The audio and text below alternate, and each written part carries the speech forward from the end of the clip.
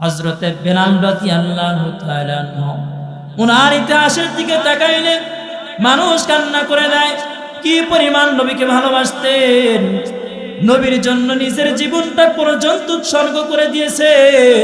শুধু তাই নয়, হযরতে হানজালা রাদিয়াল্লাহু তাআলা আনহু ওনার জীবনের দিকে তাকাইলে দেখবেন হুজুর পাক সাল্লাল্লাহু আলাইহি ওয়াসাল্লামের জন্য নিজের জীবনটা পর্যন্ত উৎসর্গ করে দিলেন।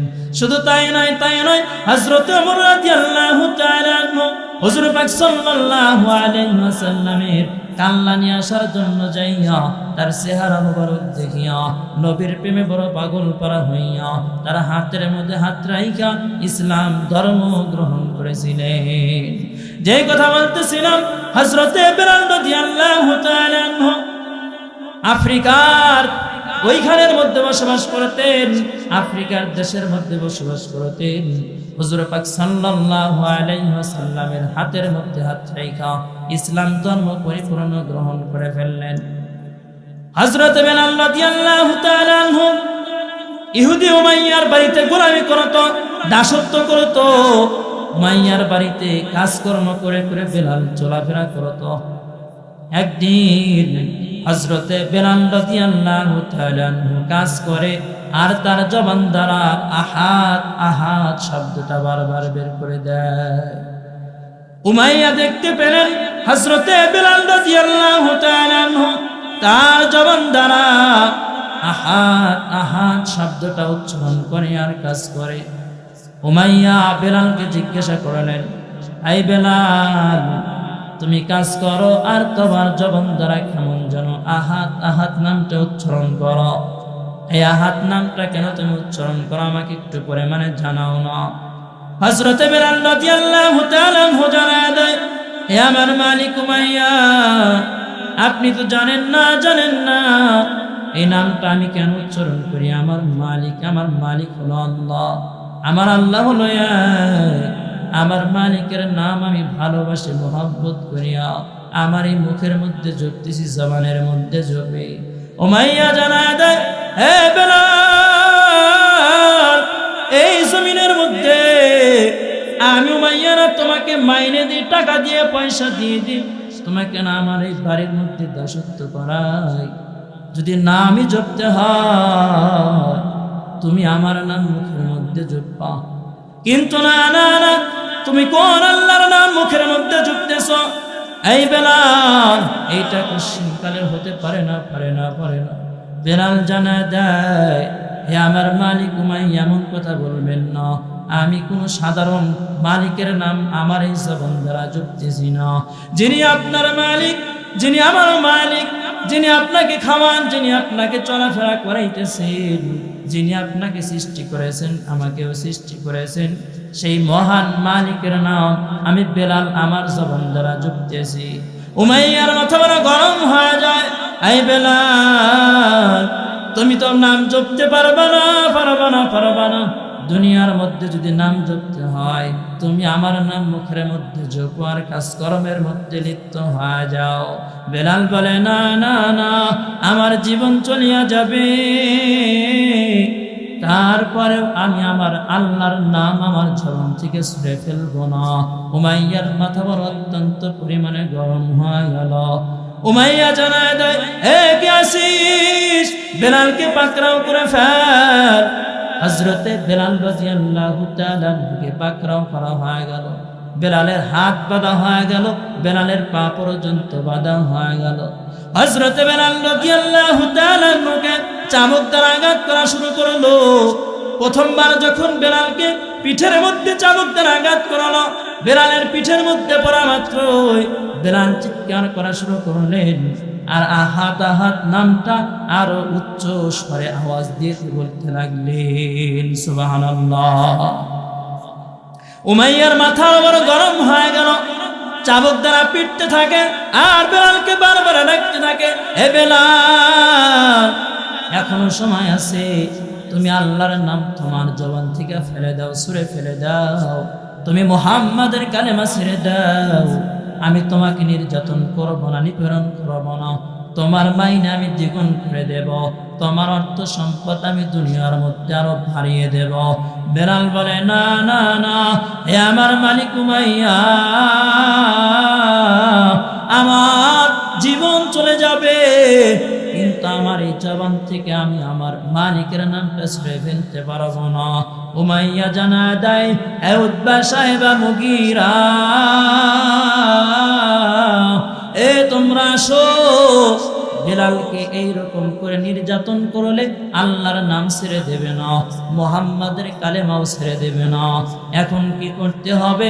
এই তোমরা বড় একটা পেরাক নিয়ে আসো, পেরাকটা আগুনের মধ্যে পুরাইয়া যখন লাল রং ধারণ করলো, রূপ ধারণ করলো, বেলালের জিহ্বা বের করিয়া নিষ্ঠুর উমাইয়া ওই বেলালের যখন জিহ্বার মধ্যে গরম পেরাকটা দিয়ে দেয়, বেলাল সহ্য করতে পারে না, বেলাল কান্নাও করতে পারে না, কান্না করতে করতে জমিনের মধ্যে বেহুশ হয়ে পড়ে যায়। তারপরে উমাইয়ার দিলের মধ্যে একটু পরিমাণে মায়াও হয় না, উমাইয়ার দিলের মধ্যে একটু পরিমাণে মোহাব্বত জাগে না। বেলাল কান্না করে, আর তারপরেও আমার মালিকের নাম মুখ দ্বারা জপতে থাকে। উমাইয়া সহ্য করতে পারে না। উমাইয়া জানা দেয়, বেলালকে এইরকম করিয়া মারলে হবে না, হবে না। বেলালকে তেয়াসি করার মাধ্যমে বেলালকে নিষ্ঠুরভাবে আমরা নির্যাতন করব। এই উতবা, তেয়াসি একটি ঘোড়া আমার এই দরবারের মধ্যে উপস্থাপন করো। উতবা একটি তেয়াসি ঘোড়া তার দরবারের মধ্যে উপস্থাপন করো না। হযরত বেলাল রাদিয়াল্লাহু তাআলা আনহুকে অত্যন্ত পরিমাণ গরম বালির মধ্যে শোয়াইয়া হযরতে বেলাল রাদিয়াল্লাহু তাআলা আনহুকে ঘোড়ার সঙ্গে বাঁধিয়া তেয়াজি ঘোড়াটার পিছে যখন বারবার চাবুক মারা শুরু করলো, ঘোড়াটা যাইতে যাইতে বেলাল রাদিয়াল্লাহু তাআলা আনহু তার পিঠ থেকে রক্ত প্রবাহিত হয়। এমত অবস্থার মধ্যে আবু বকর রাদিয়াল্লাহু তাআলা আনহু রাস্তা দিয়ে পথ অতিক্রম করে হাঁটতেছেন, সামনের দিকে রওনা। আবু বকর তাকায় দেখে বেলালকে এরকম করিয়া নির্যাতন করে। আবু বকর বেলালের এইরকম নির্যাতন দেখে সহ্য করতে পারে না। আবু বকর চোখ দিয়ে তারা টপ টপ করে পানি পড়া শুরু করলো। আবু বকর কান্না করে আর উমাইয়ার কাছে প্রস্তাব দিয়ে জানিয়ে দেয়, হে উমাইয়া, আমি তোমার কাছে প্রস্তাব প্রেরণ করলাম, বেলালকে তোমার কাছ থেকে আমি কিনে নিতে চাই, ক্রয় করতে চাই। বেলালকে তোমার কাছ থেকে আমি আজাদ করতে চাই। কত টাকার বিনিময় তুমি বেলালকে আমাকে আজাদ করে দিবা? উমাইয়া একটা টাকার আমন বলে দিল। হযরত আবু বকর রাদিয়াল্লাহু তাআলা আনহু জানা দেয়, আমার সর্বস্ব বিক্রি করে হলেও আজকে বেলালকে আমি এখান থেকে মুক্ত করে নিয়ে যাব। হযরতে বেলাল রাদিয়াল্লাহু তাআলা আনহু উমাইয়ার কাছ থেকে মুক্ত করিয়া হুজুর পাক সাল্লাল্লাহু আলাইহি ওয়াসাল্লামের দরবারের মধ্যে চলে গেলেন। হুজুর পাক সাল্লাল্লাহু আলাইহি ওয়াসাল্লামকে জানা দেয়, হে নবী আমার, এই বেলালকে অত্যন্ত পরিমাণ নির্যাতন করেছে, অত্যন্ত পরিমাণ কষ্ট দিয়ে দেনি ফেরন নির্যাতন করেছে। আমি আবু বকর এমন দৃশ্য দেখিয়া সহ্য করতে পারি নাই। হে নবী আমার, আপনার জন্য বেলাল তো বড় পাগল পারা। আপনার মহব্বত অন্তরের মধ্যে নিয়ে নিয়ে বেলাল অত্যন্ত পরিমাণ নির্যাতন সহ্য করে আসছিল। হে নবী আমার, আমি আপনার কাছে আসলাম, বেলালকে আপনার হাতের মধ্যে উঠা দিলাম, আপনার যা ভালো হয় আপনি বেলালকে করেন। নবী আমার বেলালের পিঠের দিকে তাকায়, আবার মুখের দিকে তাকায়, বেলালের পিঠের দিকে তাকাইয়া নবী আমার অজোরে কান্না শুরু করলেন। নবীজির চোখ দিয়ে টপ টপ করে পানি পড়া শুরু করলো। নবী আমার জানা দেয়, বেলালকে আমি আমার মুয়াজ্জিন হিসাবে গ্রহণ করে নিলাম। সুবহানাল্লাহ। হযরত বেলাল রাদিয়াল্লাহু তাআলা আনহু কি পরিমাণ নবীকে মহব্বত করতেন, কি পরিমাণে ভালোবাসতেন। এত পরিমাণ নির্যাতন করার পরেও বেলাল কালেমা ছাড়ে নাই, আল্লাহর নাম মুখ থেকে বাদ দেয় নাই। এর নবীর উম্মতের দল, আজকে আমি আপনি কিন্তু সেই নবীর উম্মত। বেলাল কি পরিমাণ কষ্ট নির্যাতন করলো, আমার আপনার ওই পরিমাণ মারও খাওয়া লাগে না, ওই পরিমাণ কষ্ট নির্যাতন সহ্য পর্যন্ত করা লাগে না। তারপরেও আমি আপনার পর্যন্ত খাঁটি নবীর উম্মত হয়ে উঠতে পারি নাই। আমার আপনার নবীর আদর্শ কেমন ছিল, আজকে আমার আপনার আদর্শটা কেমন? যার 63 বছর জিন্দেগির মধ্যে শস্যের দানা পরিমাণ কোনো গুনাহ ছিল না, আজকে আমি আপনি তার উম্মত হওয়া সত্ত্বেও পরিপূর্ণ উম্মত হয়ে উঠতে পারি নাই। হযরত বেলাল রাদিয়াল্লাহু তাআলা আনহু মসজিদের মাইকে গিয়ে আযান দেয়, হাইয়া আলাল ফালাহ, হাইয়া আলাল ফালাহ, তোমরা কল্যাণের দিকে আসো। কিন্তু এই দিন হযরত বেলাল হাইয়া আলাল ফালাহ বলে ডাক দেয় না। নবীর আদান হয়ে গেল, হে বেলাল আজকে তুমি মসজিদের মধ্যে দাঁড়াইয়া তুমি আজকে বলবা হাইয়া আলাল জিহাদ। হযরত বেলাল রাদিয়াল্লাহু তাআলা আনহু এলান করে জানাইলেন হাইয়া আলাল জিহাদ। এই কথাটা যখন মসজিদে নববীর পাশে এক মহিলা ঘরের মধ্যে বসবাস করে, যখন কানের মধ্যে আওয়াজটা চলে যায়, মহিলা জোরে কান্না করা শুরু করালেন। ওই মহিলার কোলের মধ্যে 7 বছরের একটা বাচ্চা সন্তান ছিল। মহিলার কান্না দেখিয়া যখন চোখের পানি ধীরে ধীরে টপ টপ করিয়া ওই 7 বছরের মাসুম সন্তানের উপরে পড়ে যায়, মাসুম সন্তান সঙ্গে সঙ্গে উঠিয়া তার মাকে প্রশ্ন করা শুরু করলো, হে আম্মা জান, আপনি কেন এই পরিমাণে কান্না করেন? আপনি কেন এই সময়ের মধ্যে আপনার চোখের মধ্যে পানি দেখতে পাই? আমি তো মেনে নিতে পারবো না। আপনি কেন কান্না করেন? আপনি আমাকে একটু পরিমাণে জানান না। জনম দুঃখিনী মা জানা দেয়, হে সন্তান আমার, আমি মা তোমাকে আর কি বলবো।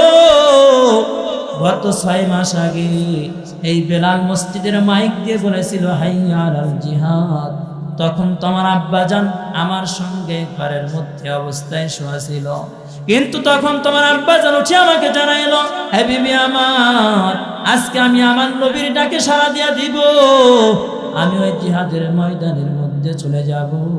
তোমার আব্বাজান সেই যে গিয়েছিল, আজ পর্যন্ত তোমার আব্বা ঘরে ফিরে আসে না। আমি এইটা ভেবে কান্না করি না, আমি এইটা মনে করে কোনো প্রকার কান্না আনি নাই। আমি আজকে তো এইটা ভেবে কান্না করি, আজকেও তো বেলাল সে একই রূপভাবে হাইয়া আলাল জিহাদের ডাকটা দিয়া দিল। কিন্তু আজকে আমি কাকে পাঠাবো? যুদ্ধে যাওয়ার মতো উপযুক্ত কোনো সন্তান আমার কাছে নাই, আমার স্বামীও নাই। আজকে আমি যুদ্ধে কাকে পাঠাবো? আজকে আমি নবীর ডাকে কার মাধ্যমে সাড়া দেব? হে সন্তান আমার, আমি এটা ভেবেই তো কান্না করি।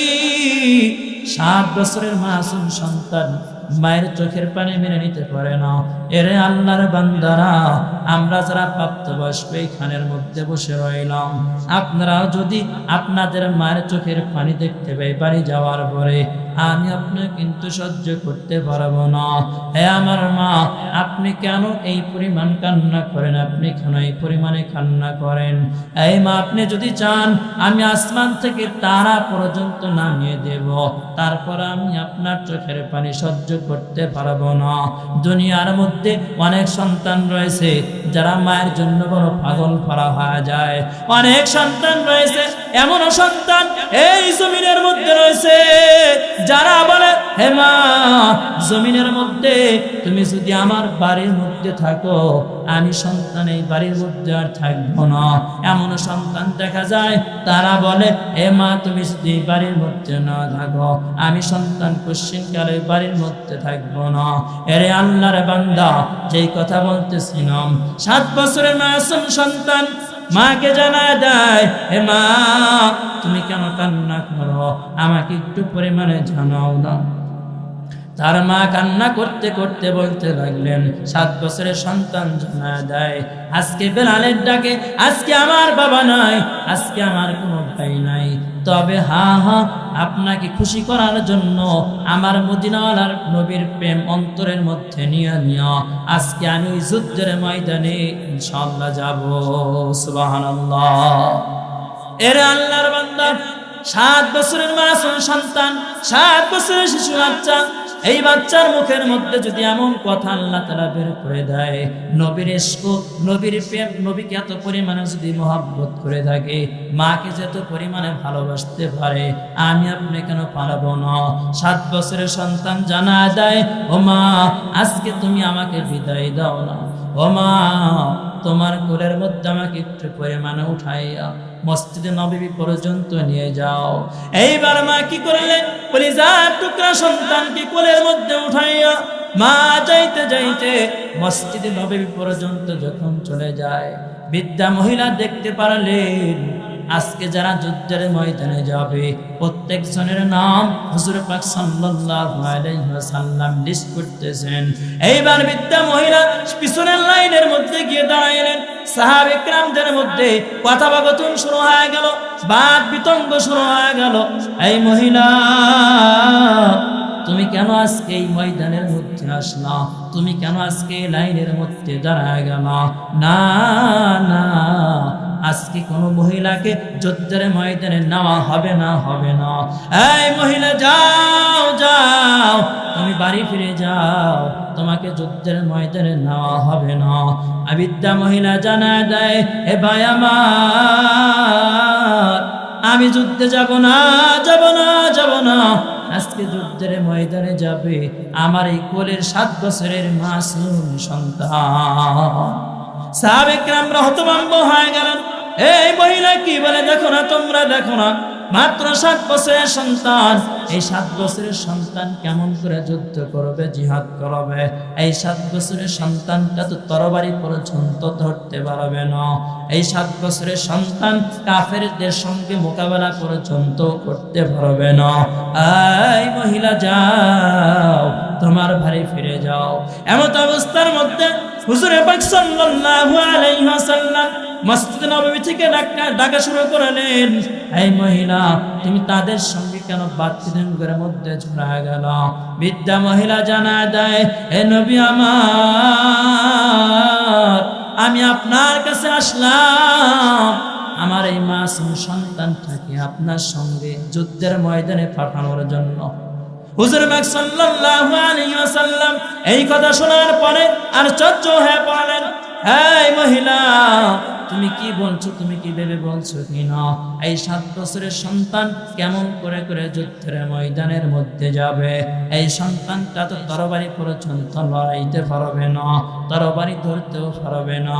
কাফেরদের সঙ্গে এই সন্তান কেমন করে মোকাবেলা করবে? ওনার মা জানা দেয়, হে নবী আমার, গত 6 মাস আগে আপনি যখন যুদ্ধের ময়দানে যাওয়ার জন্য আওয়াজ দিয়ে দিলেন, তখন আমার স্বামী দুনিয়ার মধ্যে ছিল, আমার স্বামীকে আপনার ডাকে সাড়া দেওয়াইছিলাম। কিন্তু আজকে আমার ঘরের মধ্যে, আমার পরিবারের মধ্যে যুদ্ধে যাওয়ার মতো কোনো উপযুক্ত সন্তান নাই। তবে হ্যাঁ, আমার এই কলিজার টুকরা সন্তানকে আপনার সঙ্গে আমি ওই জিহাদের ময়দানে পাঠাইতে চাই। হুজুর পাক সাল্লাল্লাহু আলাইহি ওয়াসাল্লাম বললেন, না না, কোশ্চিন কালে এটা সম্ভব হবে না, হবে না, আমি নিতে পারবো না, পারবো না। বৃদ্ধা মহিলা আজানি শুরু করালেন, হে নবী আমার, আমার সন্তানকে নিয়ে যাইবেন। আমি জানি আমার সন্তান যুদ্ধ করতে পারবে না, আমি জানি আমার সন্তান তরবারিটাও ধরতে পারবে না। তবে হ্যাঁ, আমার সন্তানকে আপনি কোলের মধ্যে উঠায়া, কাফের বেঈমান মুশরিকরা আপনাকে যখন আক্রমণ করবে, ডান দিক থেকে যখন আক্রমণ করবে, আপনি ডান দিকে আমার সন্তানটাকে এরকম করে তুলে ধরবেন যেন আমার সন্তানটার বুকের মধ্যে থিরে লাগে, খারখার হয়ে যায়, আমার সন্তানের বুকটা ঝাড়ঝাড় হয়ে যায়। যখন বাম দিক থেকে কাফের বেঈমান মুশরিকেরা আপনাকে তীর নিক্ষেপ করবে, আমার সন্তানটাকে আপনি বাম দিক থেকে তুলে ধরবেন। ও নবী আমার, আপনাকে যখন সামনে দিকে তীর মারবে, আমার সন্তানটাকে আপনি সামনের দিক থেকে তুলে ধরবেন। আমি আমার সন্তানটাকে শহীদ বানাইতে চাই। নবী বললেন, না না না, এই মহিলা ভালো করে শুনিয়া নাও, কোশ্চিন কালে এটা সম্ভব হবে না, হবে না, আমি কোশ্চিন কালে এটা করতে পারবো না, পারবো না। এইবার আল্লাহর বান্দা, এইবার আল্লাহর বান্দি, এইবার সন্তানটাকে নিয়ে এইবার যখন বাড়ির দিকে রওনা করো করলেন, বাড়িতে যাওয়া শুরু করলেন। কিছুক্ষণ যাওয়ার পর মাসুম সন্তান মায়ের কোল থেকে নামিয়া মাকে জানায় দিলেন, ওগো আমার মা, তোমার কাছে আমি জানাই, তোমার কাছ থেকে আমি বিদায় নিয়ে নেব। আমি হুজুর পাক সাল্লাল্লাহু আলাইহি ওয়াসাল্লামের দরবারের মধ্যে আবার চলে যাব। আমি হুজুরকে যাইয়া আহাজারি করব, নাজারি করব, যেন আমাকে সুন্দর করে করে যুদ্ধের ময়দানে নিয়ে যায়। মা যখন সন্তানটাকে বিদায় দিয়ে দিলেন, হুজুর পাক সাল্লাল্লাহু আলাইহি ওয়াসাল্লামের দরবার পর্যন্ত চলে যায়। এইবার মাসুম সন্তানটাকে হুজুর দেখে অবাক হয়ে গেল। নবী আমার জানায়া দেয়, হে মাসুম সন্তান, আমি না তোমাকে বললাম যুদ্ধের ময়দানে তোমার যাওয়া হবে না, তোমাকে যুদ্ধের ময়দানে যাওয়ার কোনো পারমিশন আমি দিতে পারবো না, তুমি তারপরেও কেন এই খানের মধ্যে আসছো? সন্তান জানা দেয়, হে নবী আমার, আমি আমার মাকে দেখেছি, আমার মা যখন বড় বড় লাকড়ি আগে দেয় না, ছোট লাকড়ি আগে ছোট লাকড়ির মাধ্যমে আগুন ধরায় নেয়। নবী আমার তেমনি ভাবে আজকের যুদ্ধের ময়দানের দামাটামা এইরকম করে বেজে যাবে।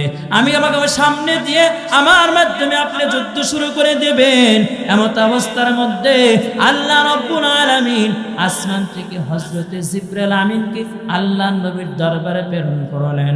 হে নবী আমার, আজকে আপনি যুদ্ধে যাওয়ার জন্য যাদের নামের লিস্টিটা করলেন, আমি আল্লাহ রাব্বুল আলামিনও যারা শহীদ হবে শহীদদের প্রথমে ওই 7 বছরের বাচ্চার নামটা লিখে দিলাম। সুবহানাল্লাহ। আতিনা ফি দার দুনিয়া না হাসানাতিনা ফি দার উকবানা হাসান ইয়া গিয়াসাল মুস্তাগীসিন ইহদিনা লিফতিকারা বিল উলুমি ওয়াল গিনা। 7 বছরের মাসুম সন্তান কি বুঝতেন? দুনিয়ার ধ্যান খেল তার কি পরিমাণ ছিল? যেই বয়সে মায়ের কোলে থাকার কথা ছিল, যেই বয়সে দুনিয়া নিয়ে পড়ে থাকার কথা ছিল, খেলাধুলার বয়স ছিল, ওই বয়সে আমার আপনার নবীর জন্য 7 বছরের সন্তান বড় পাগল পারা হয়ে গেল, মায়ের জন্য বড় পাগল পারা হয়ে গেল। আজকে আমি আপনি সেই নবীর উম্মত হওয়া সত্ত্বেও আজকে আমি আপনি নামাজ পড়ি না, আজকে আমি আপনি সেই নবীর আদর্শের উপর জীবন যাপন করতে পারি না। হযরতে হানজালার দিকে একটাবার যদি আমরা লক্ষ্য করে দেখি, হযরতে হানজালা রাদিয়াল্লাহু তাআলা আনহু নবীর জন্য বড় পাগল পারা ছিল, আশিক রাসূল ছিল। আজকে আমরাও সেই নবীর উম্মত হওয়া সত্ত্বেও তাদের মতো ঈমান কিন্তু আমি আপনি আনতে পারিনি। হযরতে হানজালা রাদিয়াল্লাহু তাআলা আনহু হুজুর পাক সাল্লাল্লাহু আলাইহি ওয়াসাল্লাম রুখসত দিয়েছিলেন যে, হানজালা, আজকে তো তোমার বাসর রাত, বিবাহের প্রথম দিন, তোমাকে আমি রুখসত দিয়ে দিলাম, তুমি যাও, চলে যাও, তুমি বাসর রাত উদযাপন করো। হযরতে হানজালা রাদিয়াল্লাহু তাআলা হুজুর পাক সাল্লাল্লাহু আলাইহি ওয়াসাল্লামের রুখসত পাইয়া বাসর রাত উদযাপন করলেন। যখন রাত্রি শেষ হয়ে গেল, সুবহে সাদিকের সময়, এমত সময়ের মধ্যে কে যেন আওয়াজ দিয়ে দিল, কুতিলা মুহাম্মদ, নবী দুনিয়াতে নাই, আমার আপনার নবী দুনিয়ার মধ্যে নাই।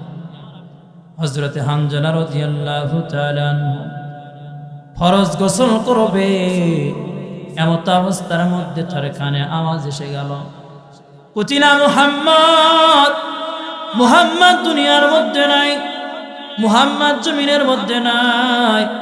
মক্কার গলিতে গলিতে এমন আওয়াজ পৌঁছে গেল।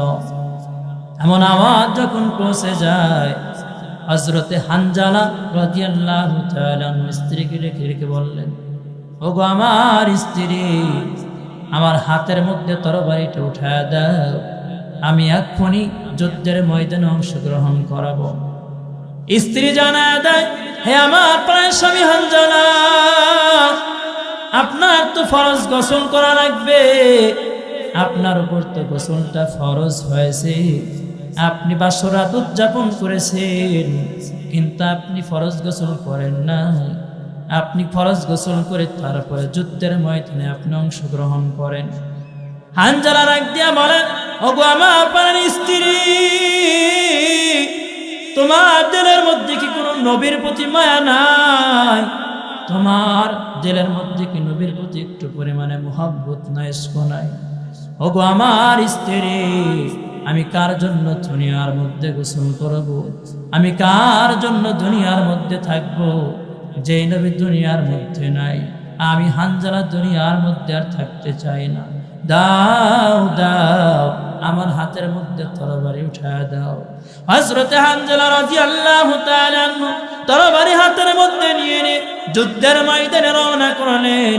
হযরতে হানজালা রাদিয়াল্লাহু তাআলা আনহু যুদ্ধের ময়দানে যাইতে যাইতে রাস্তার মধ্যে এক সাহাবীর সঙ্গে মোলাকাত হয়ে গেল। হযরতে হানজালা রাদিয়াল্লাহু তাআলা আনহুকে প্রশ্ন করলেন, হে ভাই হানজালা, আজকে না তোমার বাসর রাত ছিল? নবী না তোমাকে রুখসত দিয়েছে বাসরাত্রি উদযাপন করার জন্য, কিন্তু তুমি কেন যুদ্ধের ময়দানে তরবারি হাতের মধ্যে নিয়ে এসেছ?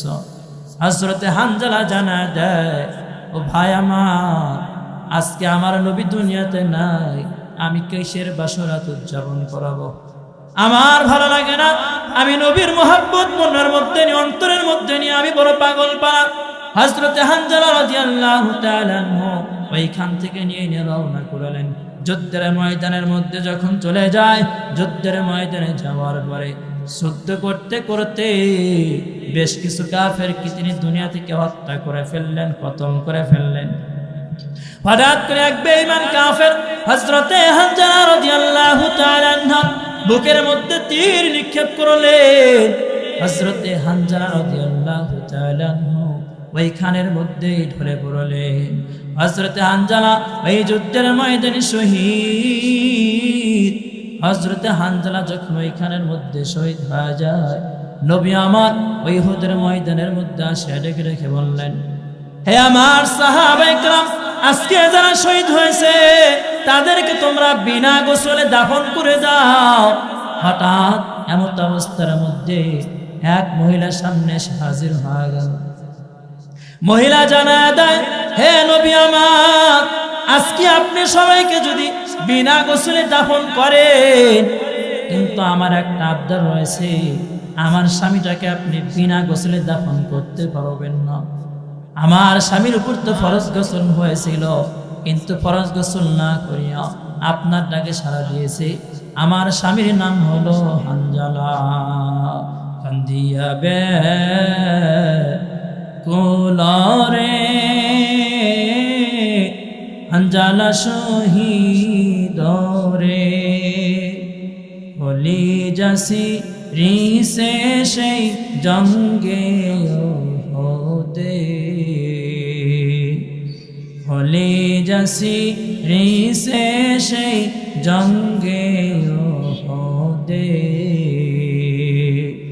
নবীর এক সাহাবী ছিলেন হানজালা নামেতে, তিনি শহীদ হয়েছিলেন বিবাহের রাত রিতের গিয়ে জঙ্গে ওহদে। কান্দিয়া বে কোলারে হানজালা শহীদ রে, হলি যাসি রিসে সেই জঙ্গে